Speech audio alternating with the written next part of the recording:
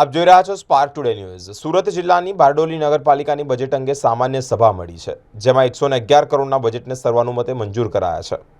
સુરત જિલ્લાની 4 નગરપાલિકા પૈકી આજે બારડોલી નગરપાલિકામાં સામાન્ય સભા મળી, જેમાં બારડોલી પાલિકાના સભાખંડમાં બજેટ અંગે ખાસ સામાન્ય સભા હોય ત્યારે પાલિકાના ચીફ ઓફિસર તેમજ સભ્યોની હાજરી વચ્ચે સામાન્ય સભાનું પાલિકા ખંડમાં યોજાઈ હતી। પાલિકા પ્રમુખ ધર્મેશ પટેલે બજેટ મુકતા સર્વાનુમતે જ મંજૂર પણ કરાયું હતું। આવક જાવકના હિસાબ ખર્ચ સાથે જ 3 કરોડની પુરાંત મળી 111 કરોડનું બજેટ ફાળવવામાં આવ્યું હતું। રોજ બારડોલી નગરપાલિકાની અંદર ખાસ સાધારણ સભા બજેટ અંગે રજૂ કર્યું હતું।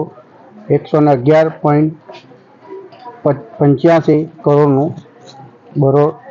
બજેટ મંજૂર કરેલ છે, જેની અંદર પુરાંત બાકી 31.88 કરોડનું હતું, જેમાં વિવિધ નગરની અંદર કામો લેવામાં આવ્યા છે, જેમ કે પાણીની ટાંકી અને રોડ, રસ્તા, ગટર, પેવર બ્લોકોના કામોનું મંજૂરી આપવામાં આવી।